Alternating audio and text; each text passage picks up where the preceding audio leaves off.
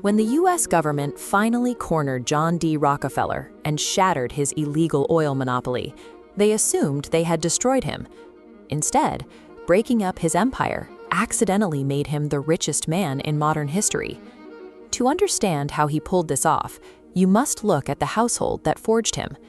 His father, William Avery Rockefeller, was a traveling con artist known as Devil Bill, who sold fake cancer cures and actively cheated his own children to, quote, make them sharp. Young John coped with this cruelty by turning to something entirely predictable: math. He meticulously recorded every single penny he earned or spent in a small red book he called Ledger A.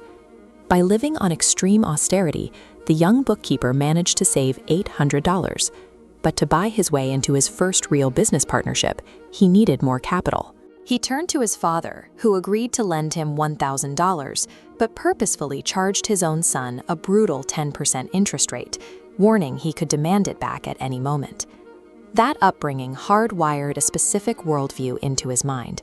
He learned early that trusting anyone was a fatal flaw, and that the business world was a ruthless game of survival, where you either play as the predator or you end up as prey. In 1859, prospectors struck oil in Pennsylvania. The early days of this black gold rush were chaotic, with hundreds of disorganized drillers fighting for space. Rockefeller and his business partner Morris Clark were making a steady living selling produce, but Rockefeller saw an opening. While Clark viewed the unpredictable oil boom as a dangerous gamble, Rockefeller realized that refined oil, or kerosene, was the ultimate product. People would always need a way to see in the dark. The two partners clashed constantly over Rockefeller's aggressive borrowing to expand the refinery, leading to a private auction to dissolve the company and see who would keep the business. The bidding started at a modest $2,000. Clark eventually tapped out, assuming a 25-year-old wouldn't have the capital or the stomach to go higher. Then Rockefeller bid a staggering $72,500, forcing Clark to surrender. This victory established the core strategy he would use for the rest of his life. He was willing to take massive, calculated financial risks to outbid opponents, corner the market, and seize total control of the board. In 1870, he officially incorporated the Standard Oil Company and immediately made his opening move. He approached the major railroads and guaranteed them exactly 60 carloads of oil every single day, rain or shine. In exchange, he demanded massive secret discounts on his shipping rates, known as rebates. He then negotiated a devastating mechanism called a drawback. This meant every time a competing refinery shipped a barrel of oil, the railroad took a cut of that competitor's fee and secretly deposited it directly into Rockefeller's bank account. Armed with this mathematical advantage, he invited local rivals to his office and showed them his shipping rates. He explained they were already funding his company with every barrel they moved. In one ruthless 48-hour period, he swallowed up 22 of his 26 competitors in Cleveland. Rather than outperforming his rivals in the free market, he secretly rigged the underlying transportation infrastructure, ensuring that his competitors faced an equation they mathematically could not win. Desperate to survive this railroad cartel, independent Pennsylvania oilmen pooled their resources to build a massive 110-mile pipeline. It was a feat of engineering specifically designed to bypass Rockefeller's grip on transportation entirely. Rockefeller's response was vertical integration. Instead of just refining oil, he expanded vertically to dominate the entire supply chain. He bought the land in the pipeline's path, sued the builders, and sabotaged construction until they went bankrupt. Then he bought their pipeline for pennies. Vertical integration turns a traditional competition into a multi-dimensional trap.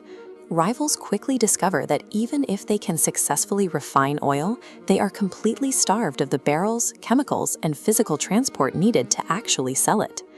By this point, Standard Oil faced a massive legal hurdle. American law strictly prohibited a company incorporated in one state from owning stock in a company located in another. To solve this, Rockefeller and his lawyers invented a legal workaround in 1882 called the trust.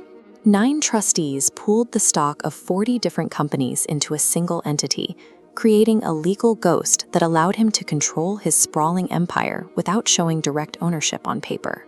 Operating out of his massive headquarters at 26 Broadway in New York, he drove the price of kerosene down from 30 cents a gallon to just 8, flooding global markets and tracking everything down to the exact number of solder drops used to seal an oil tin. His net worth ballooned to roughly $900 million. But the stress of micromanaging a global empire took a severe physical toll. He developed alopecia, losing all his hair, eyebrows, and eyelashes, and his nerves destroyed his digestion to the point where he survived largely on crackers and milk.